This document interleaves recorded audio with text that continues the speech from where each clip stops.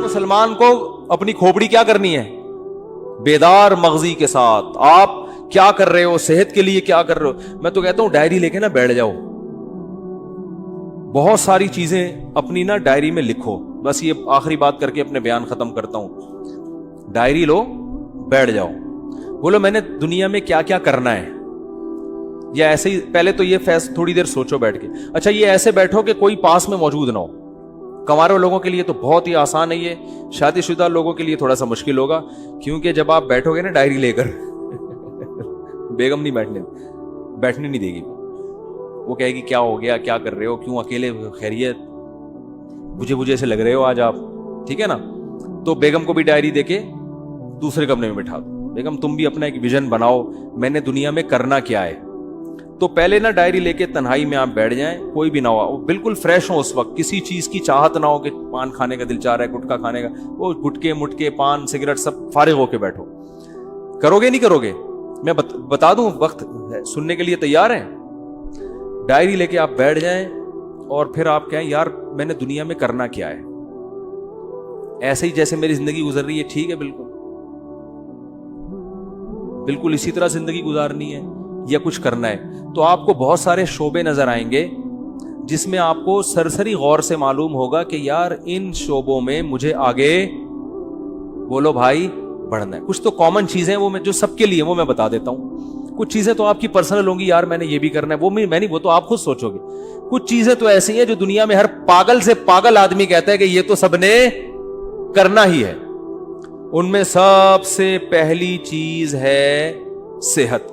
ویسے تو سب سے پہلی چیز ہے اسلام، اللہ کے لیے کیا کیا، لیکن میں صحت کو اس لیے پہلے نمبر پہ کہ اسلام پر عمل بھی صحت کے بغیر ممکن، کیونکہ جب بیمار ہو گئے نا تو وہ کچھ بھی نہیں کر سکو گے پھر. تو بیمار ہونے سے پہلے صحت کی حالت میں اتنا کچھ کر لو کہ بیمار ہونے کے بعد حسرت اور افسوس نہ رہے. اس لیے میں صحت کو پہلے رکھ رہا ہوں، ورنہ پہلے تو دین ہے نا. تو سب سے پہلے آپ لکھو کہ بھائی صحت کے حوالے سے میری مستقبل میں کیا پالیسی ہے، جس طرح سے پھوڑ رہا ہوں یہی پھوڑتا رہوں، جو مرضی دعوت پہ بلا لے چلا جاؤں، جتنے مرضی کوفتے کھلا دے کھا جاؤں. صبح پراٹھے پھوڑ رہا ہوں، صبح 11 بجے سو کے اٹھ رہا ہوں میں، ٹھیک ہے نا، اور پھر آفس لیٹ پہنچ رہا ہوں، اور پھر وہاں بھی وہ کیک رس چائے میں ڈبو کے کھا رہا ہوں، پھر شام کو سموسے بھی کھا رہا ہوں، پھر دوپہر بھی کھانا کھا لیا، پھر اس کے بعد سگریٹ بھی پی لی، پھر چائے بھی پھوڑ دی.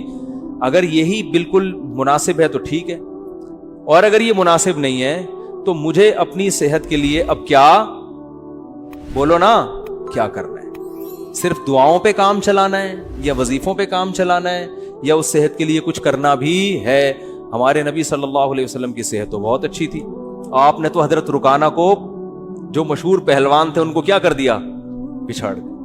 آپ تو گھڑ سوار تھے، میدان جنگ میں سب سے آگے آپ صلی اللہ علیہ وسلم ہوا کرتے تھے. تو یار میں کیا، اگر آج اسلام کو ضرورت ہوئی یا کسی مظلوم یا کسی ظالم کے خلاف لڑنا ہوا تو میں پتلی گلی سے بھاگوں گا یا وہاں کھڑا رہوں گا. ہمارے ایک دوست تھے، ان کے بڑے قریبی دوست تھے، کہتے ہیں میں ایک دفعہ پٹ رہا تھا تو میں نے پیچھے مڑ کے دیکھا تو میرے جو جگری دوست تھے نا وہ ایسے غائب ہوئے جیسے پیدا ہوئے ہی نہیں اس کائنات اور صحیح کیا، بھاگ گئے، ورنہ وہ بھی پٹتے ان کے ساتھ،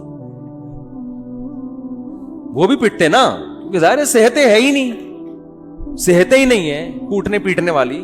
تو مرد کو تو ایسا ہونا چاہیے پیٹے نہیں بلا وجہ. کبھی ضرورت پڑتی ہے کہ آپ کو پٹنا بھی پڑتا ہے اور پٹنے سے بچنے کے لیے سامنے والے کو پیٹنا پڑتا ہے. موسیٰ علیہ السلام نے ایک تھپڑ لگایا تھا قبطی کو، اس کا انا للہ ہو گیا تھا. کیا صحت تھی کہ نہیں تھی؟ تو وہ انہوں نے قتل کی نیت سے مارا نہیں تھا، ان کی نیت تو یہ تھی لڑائی چھڑوانے کے لیے چانٹا لگا اور وہ مر گیا. تو مارنے کی نیت سے اگر مکہ مارتے تو کیا حال ہوتا اس کا، آپ خود سوچو. تو دیندار آدمی ہوں، نبی صلی اللہ علیہ وسلم نے فرمایا، آپ اپنے بارے میں سوچیں گے کہ دیندار ہوں تو نبی نے، یا دیندار بننا چاہتا ہوں تو نبی نے فرمایا طاقتور مومن کمزور مومن سے اللہ کو زیادہ محبوب ہے. تو یار میں صحت سے تو سارے کام ہوتے ہیں، صحت ہوگی تو نماز بھی ہوگی، روزہ بھی رکھا جائے گا، ماں باپ کی خدمت بھی ہوگی، بیوی بچوں کی خدمت بھی ہوگی. بیوی کی الٹی سیدھی کڑوی کسیلی باتیں برداشت کرنا، بلڈ پریشر کا مریض برداشت کر سکتا ہے، وہ برداشت کرنا آسان ہوگا، ٹھیک ہے نا، اگر بیوی ایسی ہے، ایسی ہوتی نہیں ہے لیکن اگر بالفرض ایسی کسی کی نکلی وائف. تو ابا کی माँ बाप बुढ़ापे में जो चिड़चिड़ी तबीयत हो जाती है, तो उसको जवान आदमी के लिए, सेहतमंद आदमी के लिए बर्दाश्त करना क्या होता है? आसान। तो यार मैंने अपनी सेहत के लिए क्या किया है, ऐसे ही चलता रहूंगा या कुछ करना है? तो डायरी में लिखो। तो सेहत की भी मोटी मोटी बुनियादी चीजें बता देता हूं कि भाई 40 साल से मेरी उम्र ज्यादा हो गई है, तो अब सबसे पहले तो कोलेस्ट्रॉल चेक करना है, लेवल बढ़ा हुआ तो नहीं है, ब्लड प्रेशर चेक करना है, नॉर्मल है कि नहीं है। ये 2 चीजें तो है ना। शुगर का टेस्ट करवाना है कि शुगर की तरफ तो नहीं जा रहा मामला, क्योंकि यही इसी वक्त फिर आदमी आहिस्ता आहिस्ता जाना शुरू होता है। तो भाई अगर है तो अभी एहतियात करो। ये सारी 2-3 मोटे मोटे टेस्ट होते हैं, वो डॉक्टर बता देगा। नहीं भी करो टेस्ट तो चलो छोड़ो, टेस्ट ना कराओ। आप ये कहो कि यार इस उम्र के बाद ये सारी बीमारियां होती हैं कि नहीं होती हैं, तो इन सब बीमारियों का बेसिक इलाज क्या है? जितना खा रहे हो उतना यूटिलाइज करो, जो खा रहे हो ना वो निकाल दो किसी तरीके से। तो उसका हल क्या है? जॉगिंग, जिम, यूटिलाइज करना है ना, अपनी एनर्जी को खर्च करना है। तो यार मैं क्या कर रहा हूं? तो डायरी में लिखो कि तेरे बाप को भी ना अब सेहत के हवाले से कोई इलाज है। असल में तमीज से अपने आप से बात करोगे, आप मानोगे नहीं, हकीकत है। अपने आप से भी अगर आप तमीज से बात करोगे, हमें आदत अबे तबे की पड़ चुकी है। अपनी औलाद को आप मोहब्बत से समझाओ, मान जाती है भाई। एक वक्त आता है उसको भी अबे तबे से, अबे तेरे को अंडे लेने के लिए भेजा, तो तू क्या अंधा है क्या बहरा है? सुनते जब इस तरह से, फिर एक वक्त आता है बोलना पड़ता है ना। एम्प्लॉयज को लोग इसी तरह बोल रहे होते हैं ना। तो आपने अपने आप से अबे तबे से बात करनी है कि भाई तू ऐसे ही चलता रहेगा या इंसान का बच्चा बनने का तेरा प्रोग्राम है कि नहीं? तो बनने का प्रोग्राम है तो आज से थोड़ा खुराक का शेड्यूल क्या करना है? एक्सरसाइज करनी है, सुबह उठ के जॉगिंग करनी है, कभी कभार जिम भी जाना है, और रात को जल्दी सोना है। रात को देर से सोने वालों को शुगर बहुत जल्दी हमला करती है, डिप्रेशन में जाते हैं। रात को जल्दी सोने का क्या, ये जो है ना, ईशा की नमाज के बाद मोबाइल अब बंद, ये लॉक करके लॉकर में रख देना है इसको। ईशा के बाद मोबाइल हाथ में नहीं आएगा। वो हर एक की अपनी अलग तरतीब हो सकती है, मैं तो मिसालें दे रहा हूं। आप ईशा नहीं तो 9 बजे कर लो, 10 बजे कर लो, 11 बजे कर लो, कोई टाइम तो ये तो नहीं कि सारी रात बैठा हुआ है मोबाइल पे, तो फिर तो कब्र में ले जाएगा ये मोबाइल थोड़े दिनों में। आंखें अलग खराब होंगी, दिमाग अलग खराब होगा, उसकी रेस से जो कुछ हो रहा है सबको पता है क्या हो रहा है। तो सोचना है मेरे भाई, सोचना है। फिर आपने ये सोचना है कि यार इबादत के हवाले से क्या करना है। नमाज, अपने आप को नमाजी बनाना ही है, बनाना भी है कि सिर्फ बयानात ही सुनते रहना है सारी जिंदगी। अब कुछ अमल भी करना है कि नहीं करना? तो इस्लाम में सबसे पहले क्या है? बोलो ना भाई, नमाज है यार। तकबीर औला का पाबंद बनाना है। तो यार पाबंदी हो नहीं रही, सुस्ती होती है, तो भाई पेनल्टी लगाओ अपने ऊपर। लिखो कि एक नमाज जाया हो गई तो इतने रुपए सदका करूंगा, पेनल्टी लगाओ अपने ऊपर। कुछ तो हिलो तो ठीक है ना, कुछ तो करो भाई, ऐसे ही थोड़ी चलना है कि यार पेनल्टी लगाऊंगा। फजर कजा हो गई तो इतने रुपए सदका करूंगा, जोहर कजा हो गई तो इतने रुपए। इस तरह आहिस्ता आहिस्ता फिर जो है नमाज के अलावा फिर कोई किसी में कोई अखलाकी बुराई है, खुदा ना ख्वास्ता, कोई बदनजरी की आदत है, कोई और बुराई है, तो यार ये बुराई छोड़नी है। सिगरेट की आदत है, गुटखे की आदत है, अबे क्या सारी जिंदगी सिगरेट पीता रहेगा? देखा नहीं है हर डब्बे पे लिखा होता है खबरदार सिगरेट नोशी सेहत के लिए मुज़िर है। हर डब्बे पे लिखा होता है। तू क्या अंधा है, तुझे नजर नहीं आ रही है? नहीं भाई, नफ्स कहेगा यार मैं नहीं छोड़ सकता, यार मैं तो एक दिन ना मिले मेरे तो पागल हो जाता हूं। तो यार किसी डॉक्टर से राब्ता करते हैं कि डॉक्टर साहब मैं सिगरेट छोड़ना चाहता हूं, कोई हल है, कोई आसान तरीका है? किसी से मशवरा करूं, कोई गाइडेंस लूं, हिले तो ना, हिम्मत तो करे। बहुत से डॉक्टर्स हैं जो आपसे सिगरेट छुड़वा देंगे, इसके इलाज है, वो आपको तरीका बताएंगे, कुछ हिम्मत करनी पड़ेगी। तो आहिस्ता आहिस्ता क्या होगा, फिर इसी तरह अपने उस विजन में आपने किताबों का मुताला, यार अपनी नॉलेज को भी क्या करना है, बढ़ाना है। इंसान की पहचान इल्म से होती है कि नहीं होती? इज्जत इल्म से होती है। नॉलेजेबल आदमी हर जगह इज्जत होती है, यार इसके पास नॉलेज है, मालूमात है। डॉक्टर जाकिर नाइक को लोग क्यों सलाम करते हैं? नॉलेज है यार, हवाले हैं। कोई हिस्ट्री में माहिर होता है, कोई कुरान और सुन्नत में माहिर होता है, कोई मेडिकल साइंस में माहिर होता है। तो भाई अब डॉक्टर तो जाहिर है जो बनना था वो बन गया। अब आपने कुछ कॉमन नॉलेज है जो सबको सीखना जरूरी है। हिस्ट्री के बारे में सबको मालूमात होनी चाहिए कि नहीं होनी चाहिए? तो यार चलो इस्लामिक हिस्ट्री पे किताबें पढ़नी है, सबसे पहले सीरत है उसमें। तो आपने क्या करनी है, किताबों की लिस्ट बना लेनी है। ये किताबें मैंने अपनी जिंदगी में 2 साल के अंदर अंदर, बोलो भाई, مکمل کرنی ہے. اور شروع کہاں سے کرنا ہے؟ سیرت. یار مفتی صاحب سے مشورہ لینا ہے کہ سیرت پر سب سے بہتر کتاب کون سی ہے.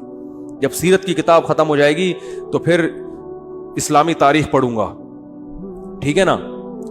پوری جب تک تاریخ ختم نہیں ہوتی چین سے نہیں بیٹھوں گا, کچھ نہ کچھ تو اپنا شیڈول دیکھنا ہے یا بھائی کہ کتنے کتاب کے صفحے روزانہ میں نے مطالعہ کرنے ہیں.